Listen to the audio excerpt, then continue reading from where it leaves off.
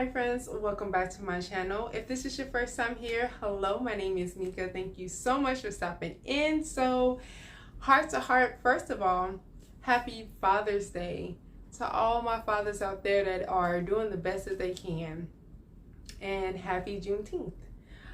So this is just a little combined video since yesterday was Father's Day and today is Juneteenth. So just wanted to celebrate both, just to let you know that you are amazing.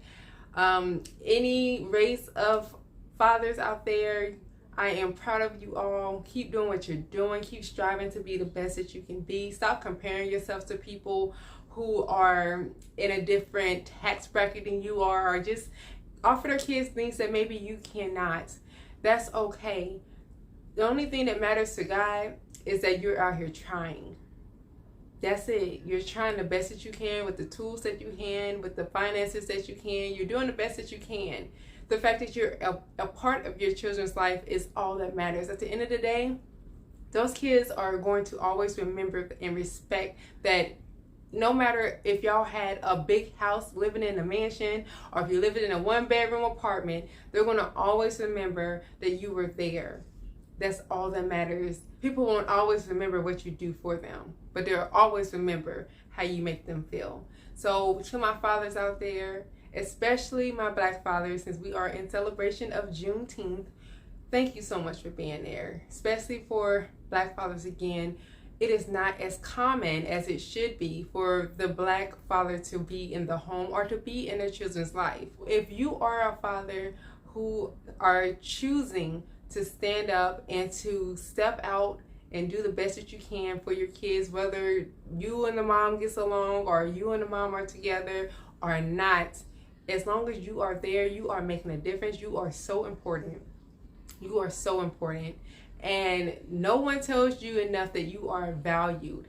I noticed with Father's Day, a lot of the celebration is not as powerful as it is with Mother's Day. But I'm here to tell you that, to me, men, you are amazing and you are very much needed, of all races. I'm not just talking to just Black males. All I'm saying is that you matter. You matter, and I see you and I honor you and I appreciate you. I am the product of a single mom. And I never had the chance to meet my father, and neither did he, from my understanding, ever look for me. And it did cause a lot of stress and heartache, and it caused a lot of scars in my adulthood and in my dating life. And I didn't even know it. He was never in the picture. I never met him. I never had a picture with him. I never felt him hold my hand, but because his absence is so much louder than presence. And I don't think a lot of people understand that. Because you're not there and you chose not to be there, not because life took you from me, but you chose not to be there, your absence leaves too much room for me to make up a story as to what you would have thought of me or what you feel about me. That may not be true.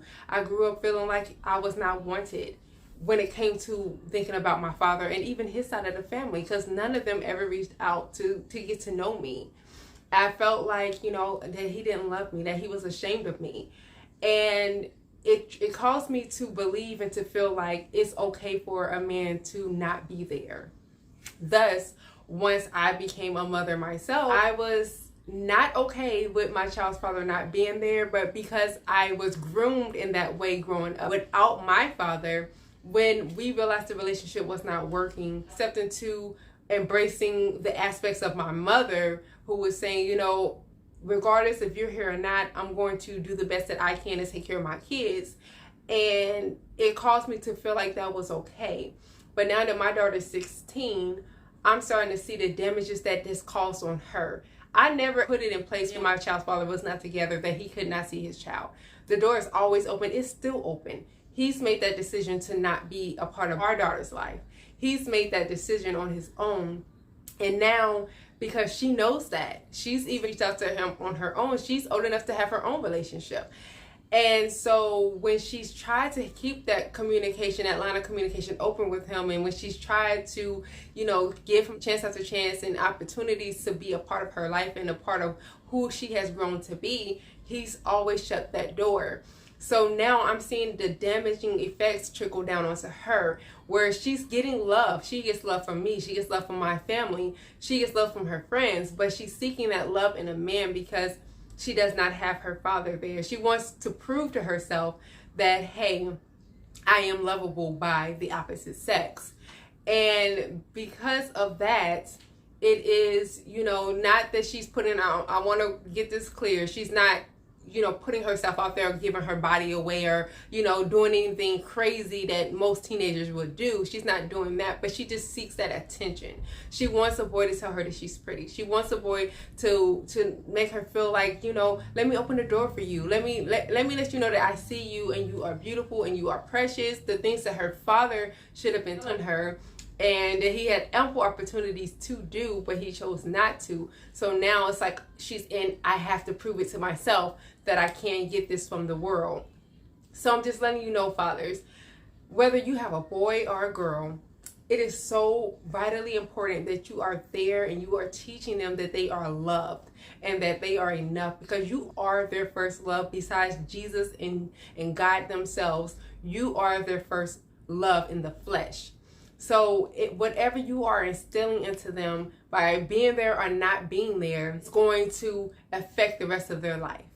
So if that is you, if you are the type of father that know that you lost time, it's never too late to apologize and to pick up a relationship. Let me tell you, if my father was to come to me to this day as a 34-year-old woman, I would forgive him. I would give him a new opportunity to love me in the face that I am now. Yes, you wasn't there. I never knew you. But if I know now that you're my father, I'm not going to shun you out. I am willing and open to building a new connection, a new relationship at the age that I am now. So if you have kids that are not even grown yet, imagine what they would do. So don't just turn your back on your children. Love them, because I guarantee you that's what they want and that's what they need. And another thing, a huge piece of this all is that you're not just here to please people. You have to take care of your responsibilities. And when you do that, even if you just feed your kids sandwiches every night, but you're trying the best that you can, you are honoring God. And He is so proud of you. And so don't seek, your baby mom or your ex-wife may feel like you are not doing enough, or even your current wife may feel like you're not doing enough, you're not giving enough, or the kids may feel like you're never home because you're always working, and they make you feel like you just want to give up. I get it. Kids are not appreciative until they get older and they realize, wow, my dad took me through X, Y, and Z, or he did not give me X, Y, and Z because he was trying to do this. And they'll notice that later on in life. That's not your business.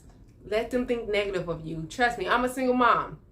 I get it a lot. I take all the pressures, and sometimes it is really hard. It's like, why am I even trying if my kid doesn't even appreciate and respect the things that I'm doing? But I do it anyway. And I still teach my daughter about the importance of life, importance of loving herself, the importance of seeking love that wants to give itself to you, meaning finding people that love you. Stop trying to prove yourself to everybody. I teach her about God. I teach her about Jesus. That's your job. Teach your kids about God and Jesus. Keep them informed of how much that, the Lord loves them, how much God, our Father, loves them. That's your job, because then once they grow up, they're going to go right back to the teachers that you taught. They're going to feel like, you're going to feel like right now they just like, I don't care. I get that. I get that a lot from my daughter too. Oh, why we guys talk about God? Because that's what's going to give you life. You could just live and exist all you want to, but if you really want life, a fulfilling life, you have to be connected with God and Jesus. And you need to teach your babies that. And no matter how many people look at you crazy or people call you simps because you there for your kids, like, think about how crazy that sounds, because the Bible tells us that you're supposed to be there for your children. You're supposed to tell them about God and about Jesus. And if you make children but you don't be there, you're not present, not necessarily saying that you have to be in the home, I get it, because all relationships are not meant to work. But if you're not there for your kids, they say that you're worse than a non-believer. Do you really want God looking at you in that light? So let's just continue, fathers. You know, if you are in your children's life, don't let the stress of being a parent beat you up, because I get it. It is hard. It's hard to keep yourself motivated, but continue what you have to do. Loving on them kids, teaching them about God, about Jesus, about loving themselves, showing them love, and leading by example. So then your children will grow up and they would say, you know, my dad was a strong dad. And they'll pick up those aspects and those morals that you have. Teach them. You are a teacher. Once you have a child, from the time they're born for the rest of your life, you are their teacher. You're their role model. Whether you accept that or not, you are. And so, you know, continue being great. Continue being good fathers. Continue loving on those kids. Continue loving on your adult children, on your grandkids, all of them. Continue. God is proud. You should be proud of yourself. Don't let nobody in the flesh tell you that you're not a good father, because you are. If you're there, you're a good father.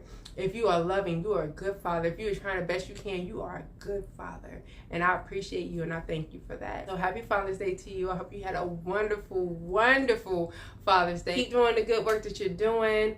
Again, it's never too late. So if you are in a situation where you can't see your kids or whatever is going on, just pray about it and ask God to help you to regain relationship and connection with your children, because it's never too late. It's never too late. Your kids will always forgive you. Unless you've done something absurd to them, they will always forgive you and they will always open their arms back to you. They just need an apology and they need changed behavior. So just be there, love on them. Again, happy Father's Day and enjoy your Juneteenth with your family and friends. And you guys have a wonderful, amazing day.